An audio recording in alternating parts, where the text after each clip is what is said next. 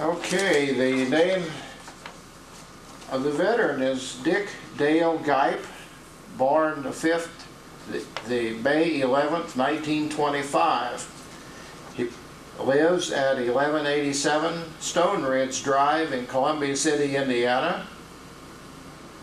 He was born in Columbia City, Indiana, joined the U.S. Army.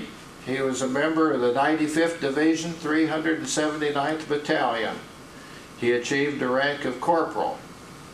His dates of enlistment were August 8, 1944 to March 13, 1947, serving in World War II in France, Belgium, Holland, Germany. He was awarded the Combat Infantry Badge, the service ribbon with 2 bronze service stars, the World War II Victory Medal, and the Good Conduct Medal.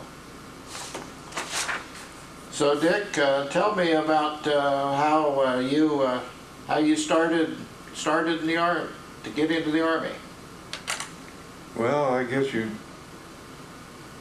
say I volunteered. Well, my number wasn't up yet. I was at 19. I went ahead and volunteered to go. And so that was the interesting thing about that, I guess, was when they swore us in down there, they treat you real nice, you know, and do about anything you want for them while sitting there. And they swear you in, you know. And after you say, "So help me God," say, you, grab a broom. Let's get this place cleaned up around here. Get swept up. So you just kind of get started out in the Army that way. And then we went to Camp Atterbury, where we went into the service. And after being there a week, we got sent, then I got sent, put in, I was a good farm boy, so I got put in the infantry. And went to Camp Landing, Florida, where we did 17 weeks down there in basic training. Well, it just so happened the basic training was over like the 3rd week in December. So they give us, before we went overseas, they give us a 15-day delay en route. So I wound up being home for Christmas.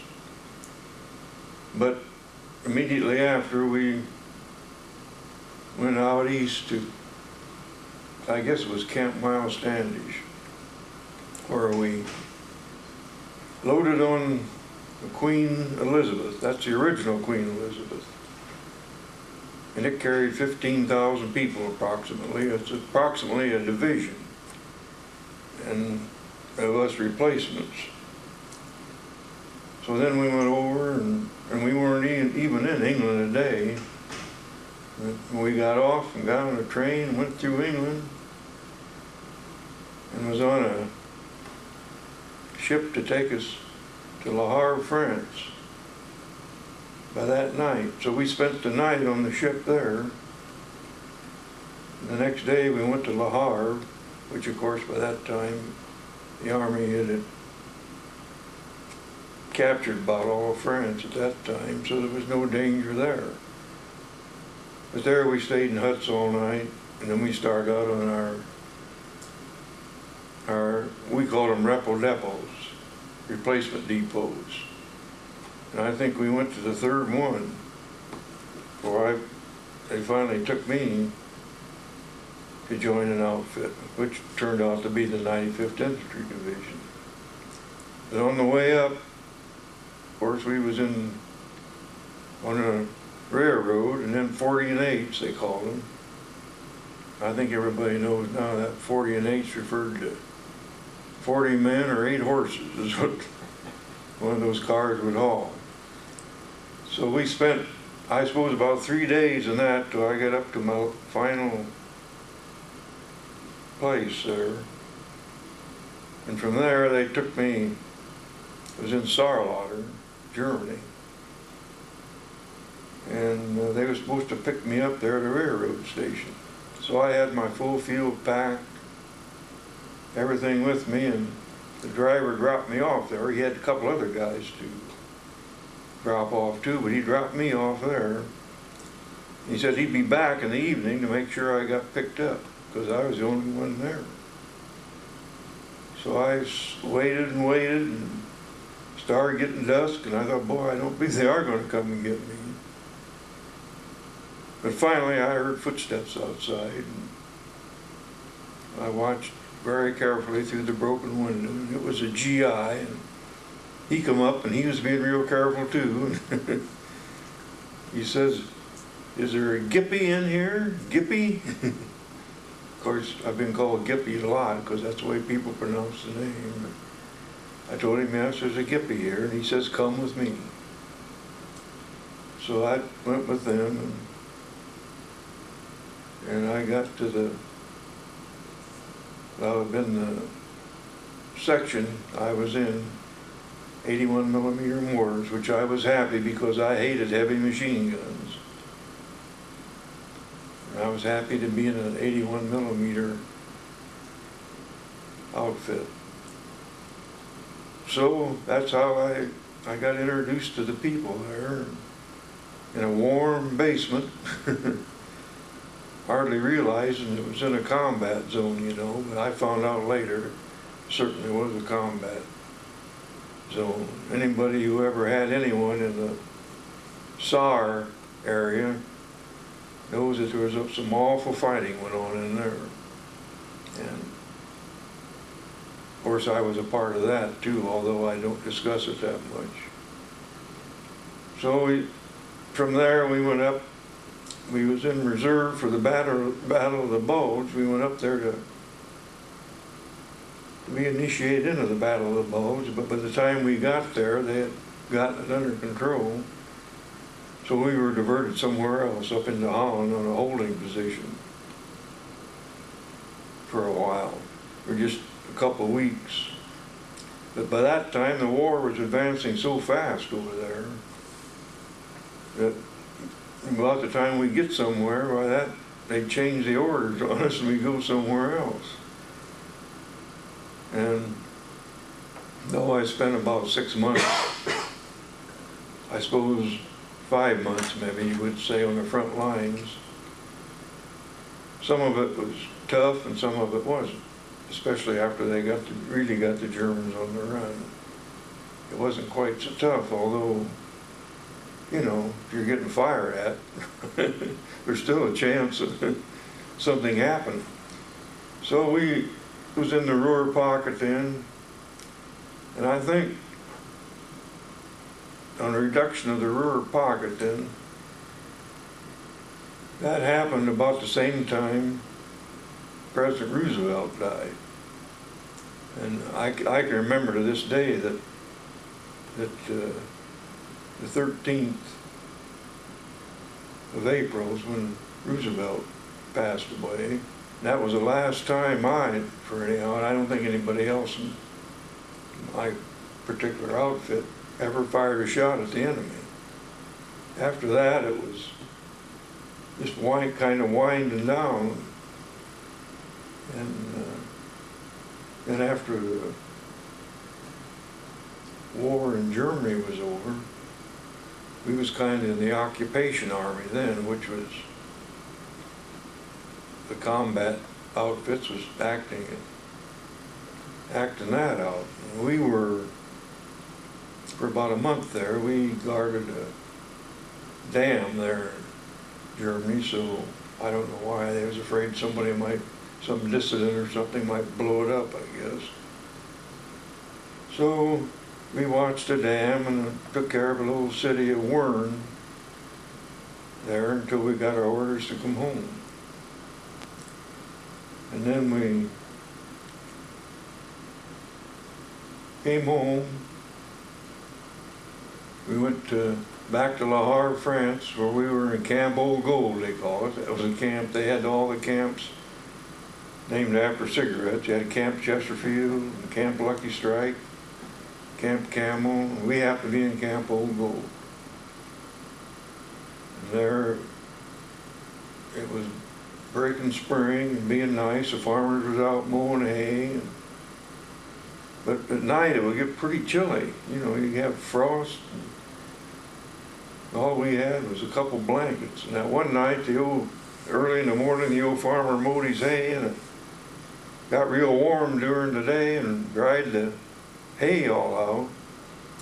So that night we all took the farmer's hay, we picked it up and put it on the ground in the tents, and we slept on the hay that night because it was so thick and dry, you know. And the next morning the old farmer couldn't find his hay. We had it all in our camp there.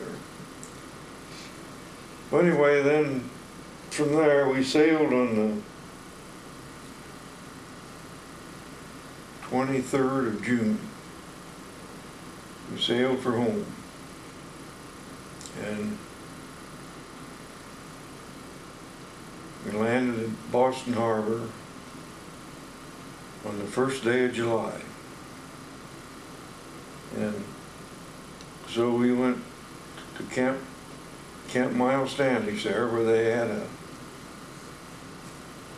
about like a restaurant open for 24 hours. We could go anytime we wanted to get something to eat. You could go anytime you went to get a haircut. And you could get in a beer line if you wanted to. But everything it was certainly nice. We would wake up the middle of the night and decide to go get something to eat, you know. And it was always open. And you could go in there and get just about anything you wanted. So then the next day they put us on a train and they sent us back to a close camp from home, which happened to be Camp Atterbury. So we all, from Camp Atterbury then, but they processed us all night. They wanted to get us home on the 4th of July if they could, which they did. They processed us all night, got us out of there on the morning of the 4th.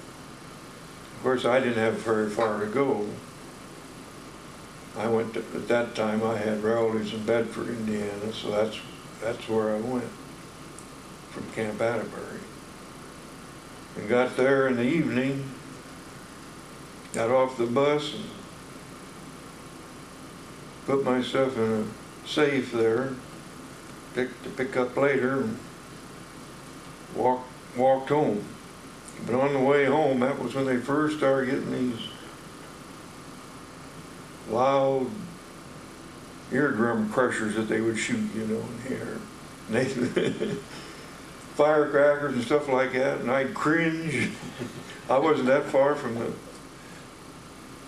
away from combat, I guess, but I can remember that first 4th of July evening at home. We all went to the park and watched the fireworks. Well, then that was what we was on was a 30-day leave. And then we had to report back to Camp Shelby, Mississippi, to our outfit to be sent over the other way, you know, to Japan in that direction, South Pacific. Well, we went, of course, we all went back to Camp Shelby. And then we took training there. But as you know, the dropping of the atom bomb there turned everything around. So at that time our outfit was broken up, and I was sent back to Camp Atterbury, and the thing about that was it was demobilization. So you never knew what was going to happen, but Camp Atterbury was low on cooks. They needed cooks. So they said, buddy, you're a cook. You're going to Camp Atterbury. They changed my MOS number from whatever it was to 060. So I went there as a cook. And all the time I was there, they tried to get me to take cooks and baker school, but I always got out of it some way or another. So from then they never changed my classification, but I did a lot of other things there. And I guess I was a confused young fellow. I had no parents at that time. So I decided to re-enlist for a year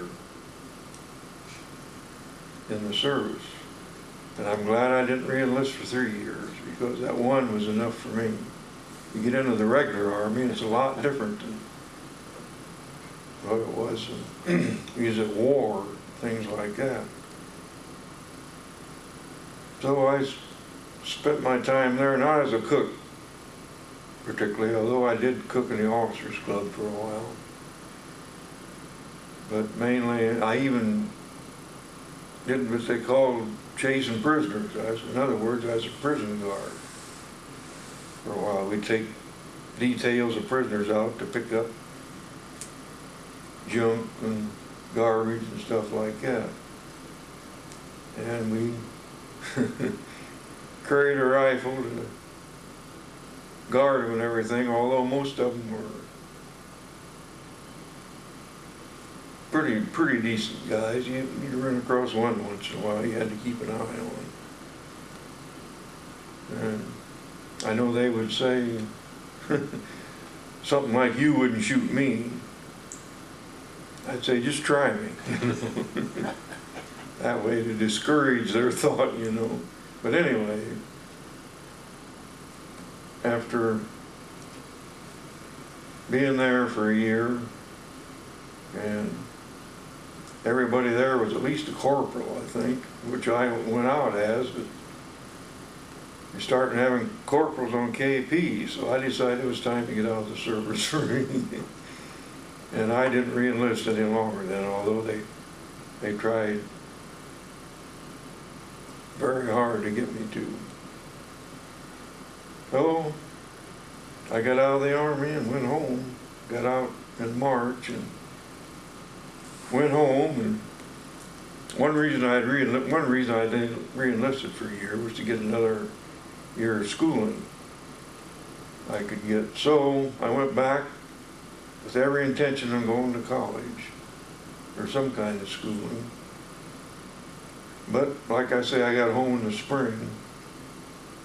And so of course I wasn't prepared to go to college or anything then. And college didn't start typically until fall, so I got me a summer job at Dana, which turned out to be Dana Corporation. It wasn't at that time.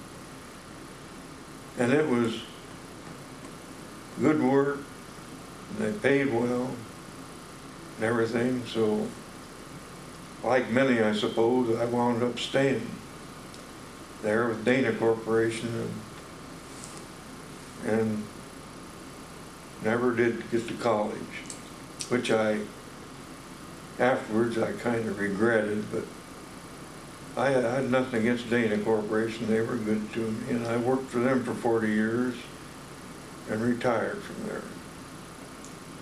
So that's about the rundown of my Army. Is that okay? That is very good. Thank you very much. Thank you.